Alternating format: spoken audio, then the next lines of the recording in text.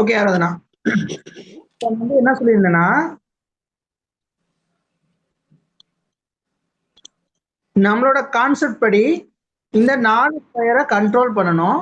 அதனால பானை வந்துட்டு வெளியில கொண்டு வரணும். அதுக்கப்புறம் நைட்டை வெளியில கொண்டு வரணும். அதுக்கப்புறம் பிஷப்பை வெளியில கொண்டு வந்துட்டு இந்த ஸ்கொயரை டார்கெட் பண்ணணும். அதுக்கப்புறம் கிங்கை டச் பண்ணி ஜி ஸ்கொயரை டச் பண்ணி கேன்சல் பண்ணிக்கணும். அதுக்கப்புறம் குயின் சைடில் இருக்கிற மைனர் பீசஸ்லாம் வெளியில கொண்டு வரணும். அதுக்கப்புறம் major piece queen, rook, queen, அப்புறம் இந்த ரூக் வந்து இந்த சைடு வெளியில வந்துடும். ஸோ இந்த ரூக்கு, இந்த 3 மேஜர் பீஸையும் நம்ம கனெக்டடா வச்சிருக்கணும். இதுதான் கான்செப்ட். இந்த கான்செப்டை கரெக்டா ஃபாலோ பண்ணணும். நான் சொல்லி கொடுத்த கான்செப்டை நம்ம ஃபாலோ பண்ணும்போது ஆப்போனன்ட் என்ன பண்ணுவாங்க?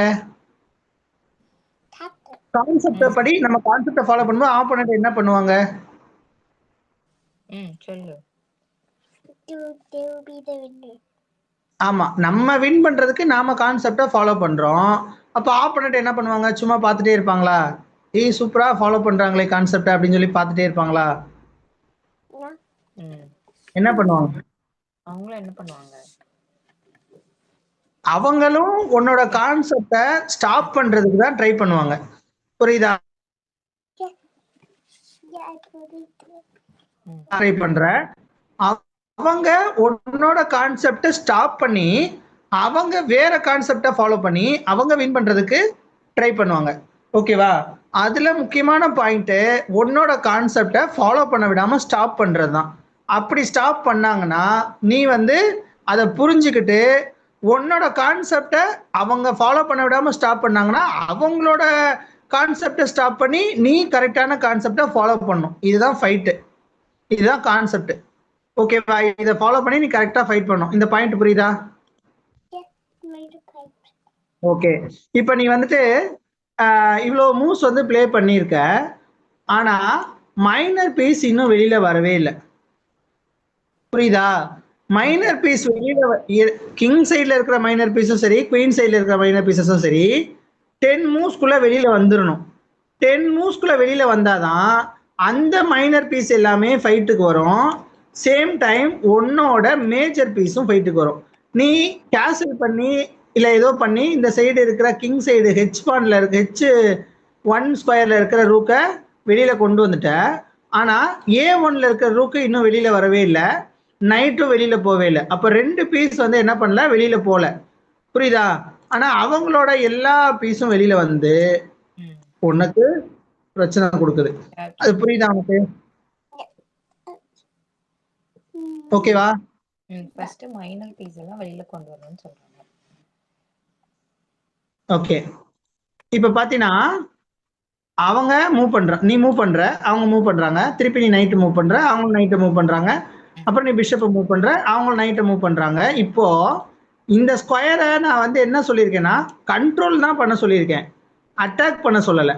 ஓகேவா? நான் இன்னும் உனக்கு அட்டாக் பண்ணணுன்ற விஷயத்துக்குள்ளேயே நம்ம போகவே இல்லை. நீ அட்டாக்கே பண்ணக்கூடாது, சரியா? அட்டாக் பண்றதுக்கு இன்னும் டைம் ஆகும். ஃபர்ஸ்ட் நீ இப்போ வந்து டிஃபென்ஸ் தான் கத்துட்டு இருக்க.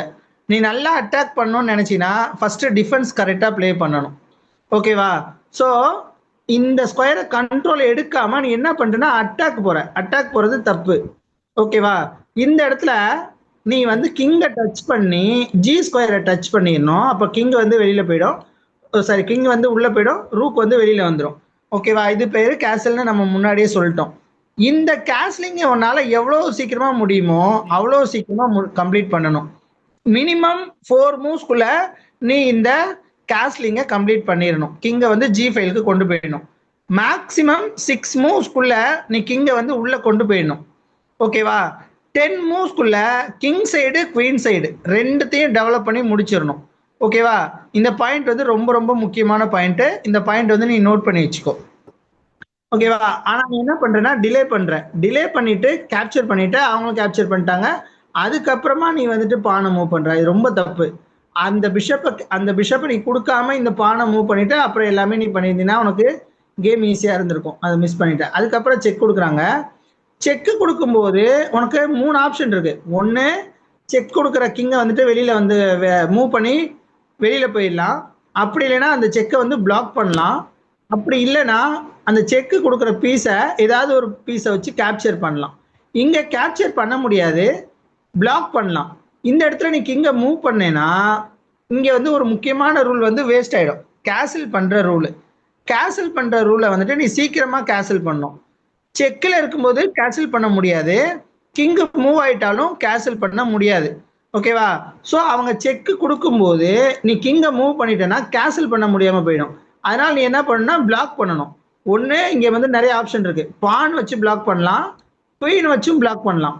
ஓகேவா? குயின் வச்சு பிளாக் பண்ணினா குயினுக்கு 9 பாயிண்ட்ஸ், பிஷப்க்கு 3 பாயிண்ட்ஸ். அவங்க ஈஸியாக கேப்சர் பண்ணிடுவாங்க. ஒன்று பான் வச்சு பிளாக் பண்ணியிருக்கணும், இல்லைன்னா பிஷப் வச்சு நீ பிளாக் பண்ணிக்கலாம். ஓகேவா? அப்போ அவங்க கேப்சர் பண்ணாங்கன்னா அவங்களுக்கு 3 பாயிண்ட் போகும், நமக்கு 3 பாயிண்ட் போகும், ஈக்குவலாக தான் போகும்.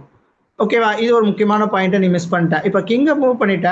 கிங்கை மூவ் பண்ணதுக்கு அப்புறம் கேன்சல் பண்ண முடியாது. கேன்சல் பண்ண முடியல அப்படின்னா உனக்கு வந்துட்டு என்ன ஆயிடும்னா வின் பண்றது ரொம்ப கஷ்டமாயிடும். அப்புறம் முக்கியமான விஷயம், இந்த பான் ஸ்ட்ரக்சர், இந்த பான் ஸ்ட்ரக்சரை நீ கரெக்டா வச்சிருக்க.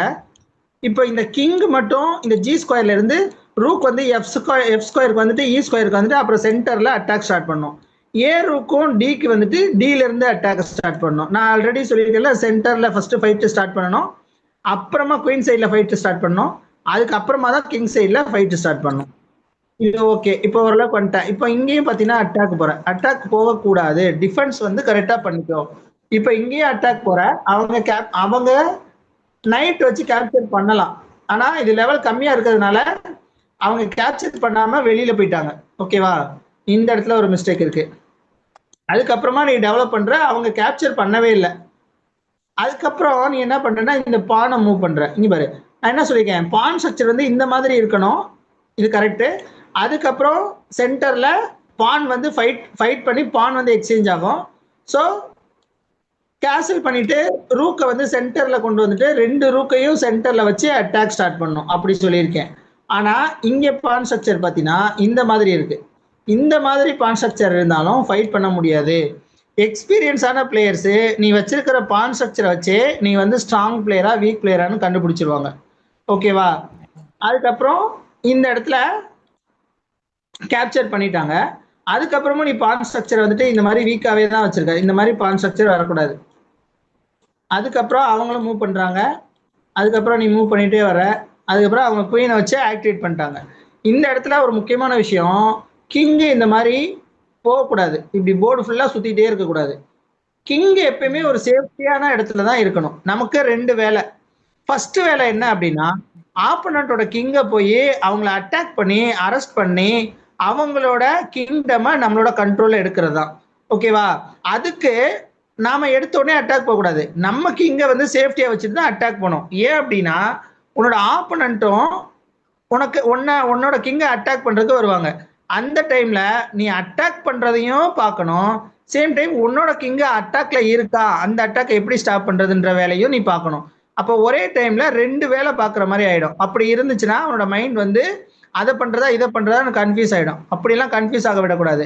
கிங்கை வந்து சேஃப்டியான ஒரு இடத்துல வச்சுட்டு நீ கேன்சல் பண்ணிட்டேன்னா அதுக்கு அட்டாக் மேக்ஸிமம் வராது. அப்ப நீ ஒரே மைண்டா ஆப்போனண்டோட கிங்கை அட்டாக் பண்றதுக்கு போயிடலாம். ஓகேவா? அதுக்கப்புறமா அவங்க எல்லா பீஸையும் இங்க பாரு, எல்லா பீஸையும் அட்டாக் கொண்டு வந்துட்டாங்க. இப்ப ரூக் இருக்கு, ரூக் மட்டும் இருக்கு, அதுவும் ரெடியா இருக்கு, டெவலப் ஆகிறதுக்கு ரெடியா இருக்கு. மத்த எல்லா பீஸையும் கொண்டு வந்துட்டாங்க. நீ பாரு, இந்த ரூக் இன்னும் டெவலப் ஆகல, நைட் டெவலப் ஆகல, இந்த ரூக் இன்னும் வெளியில வரல. சேம் டைம் கிங் வந்து இப்படி வெளியில போயிடுச்சு. கிங் வந்து சேஃப்டியா இருக்கணும். ஓகேவா? வீட்டுக்குள்ள இருந்தாதான் பிரச்சனை இல்லாம இருக்கும். ஓகேவா? அதுக்கப்புறம் நீ குவீனை கொண்டு போற. அதுக்கப்புறம் நீ பானை மூவ் பண்ற, அவங்களும் கேப்சர் பண்றாங்க.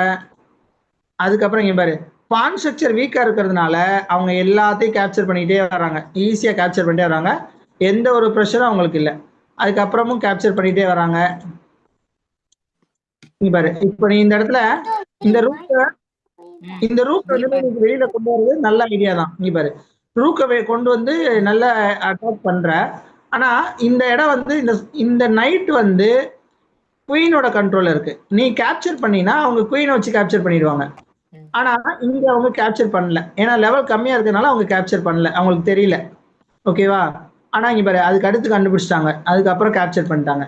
அதுக்கப்புறமும் நீ பான் ஸ்ட்ரக்சரை பெருசாலாம் வச்சுக்கல. செக்கு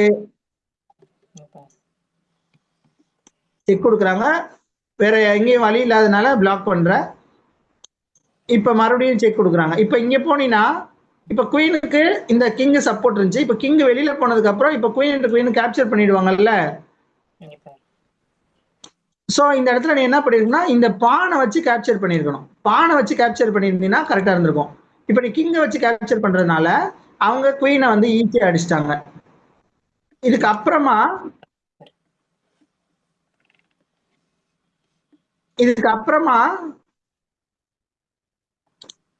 கிங் வந்து மூவ் பண்ற, குயின் மூவ் ஆகுது. அதுக்கப்புறம் அப்படியே கிங் வந்து அங்க இங்க சுத்திட்டே இருக்கு.